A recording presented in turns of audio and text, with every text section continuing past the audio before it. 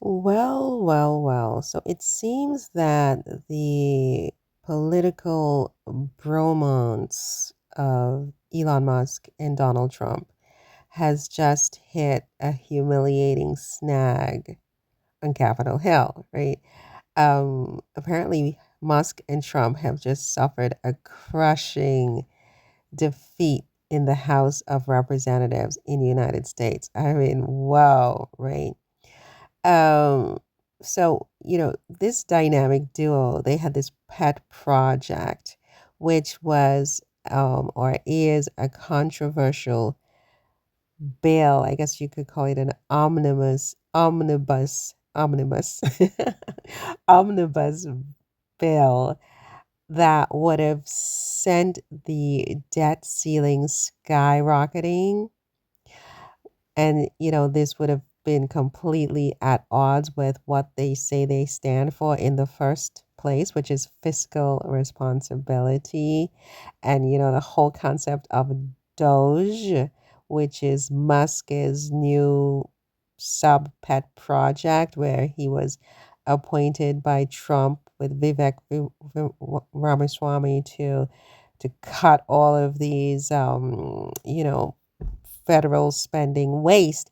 Now, this same person is proposing a bill that would have sent the debt ceiling skyrocketing, you know, and including all these different, cuts for rich donors and stuff, like tax cuts and so on.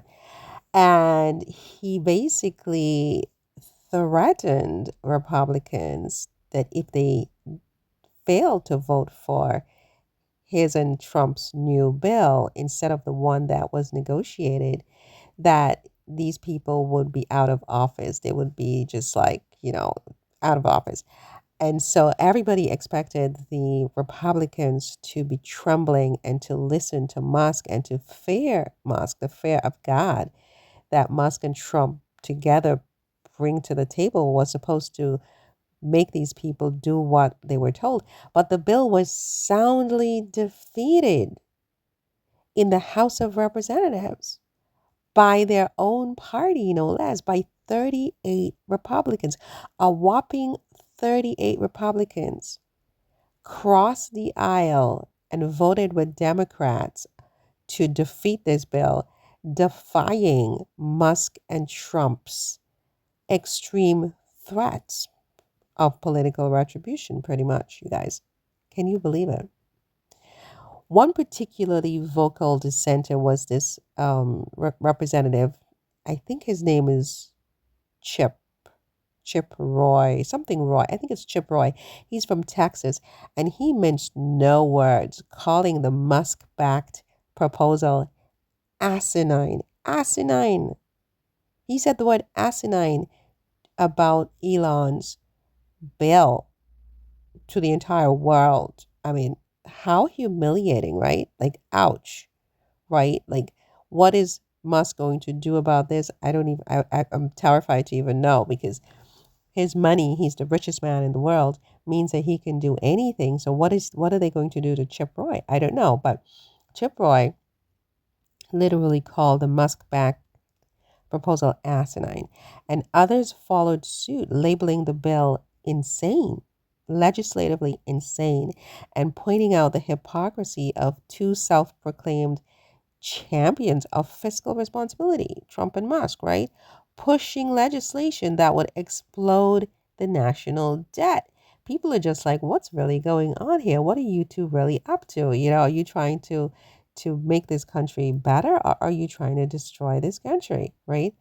Um, so Musk and Trump's threats to unseat rebellious Republicans in the end proved to be empty bluster. I mean, at least it looks like the Republicans just saw it as just bluster, just empty bluster, and they didn't even care. They just shrugged off all these threats, right?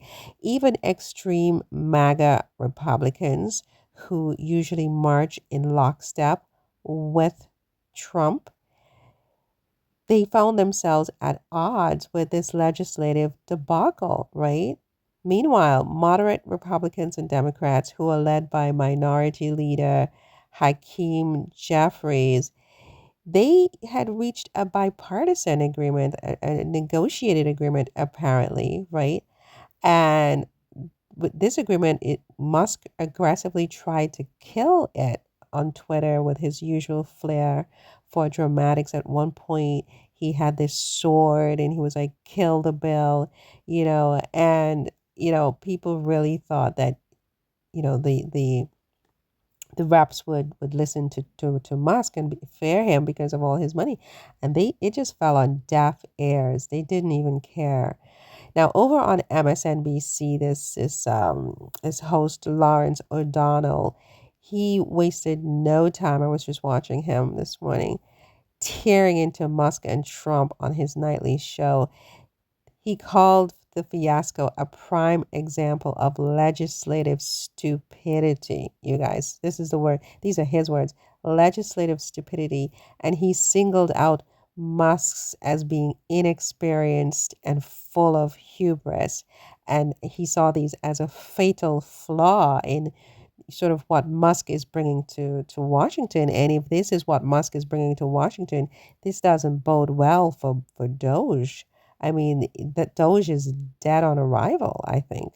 If that's how Musk comes out of the starting block and how he's treated, how his proposals are treated.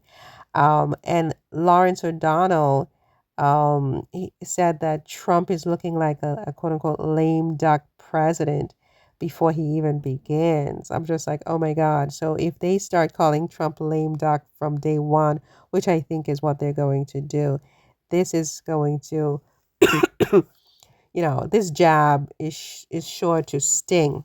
You know, Trump is not going to like that. But there's not much he's going to be able to do unless he convinces the Congress to tweak the Constitution.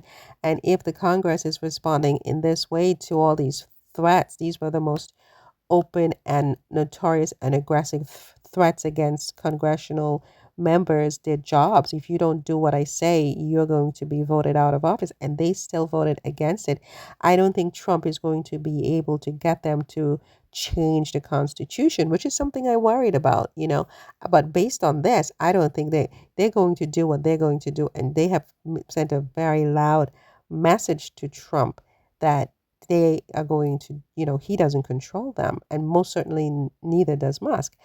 So what does this mean for Musk and Trump? I think that this resounding defeat reveals cracks in the coalition of power of Musk Trump or Trump Musk, as you want. Some people are putting Musk first, saying that Musk controls Trump and he bought Trump and this, that, and the next. I mean, I don't know if I would go that far. I mean, I'm just repeating what they're saying. But, I think that this defeat definitely reveals cracks in their coalition, right? I mean, Republicans, like these MAGA Republicans, were once terrified of defying Trump, and now they're just shrugging off his threats. They don't even care. And Musk, I mean, it's becoming clear that he's a genius. He's a tech genius, right? And a business mogul and so on. And he's the richest man in the entire world. But that doesn't necessarily translate to political savvy, right? At least not according to what just happened here.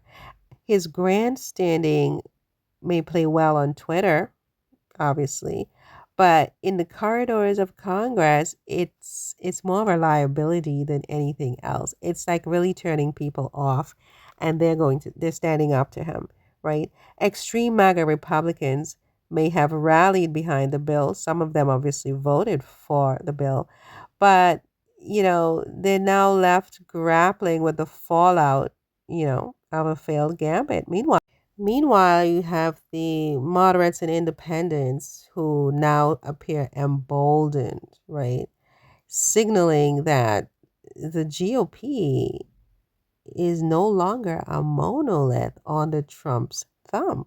Trump is really going to be treated like a lame duck president. They don't care. And this is the worst possible thing that could happen to Trump. I don't know how he's going to deal with this. Um, there's a bigger picture, and it is that, the defeat is more than just a legislative loss for Trump and Musk. It's a blow to Trump and Musk's credibility as power brokers. And once you lose your credibility, whether in Washington or anywhere else, you're done, right? I mean, if they can't even corral MAGA Republicans, their own party, how can they expect to shape the broader national agenda? They can't, not really, right? For now, their opponents are savoring the moment with Jeffries and his allies emerging as the real winners of the day. And over in the Senate, Chuck Schumer is just like smirking, pretty much, right? Um, as for Musk and Trump, I mean, they'll need a lot more than bluster and threats and bravado to recover from this. The clock is ticking.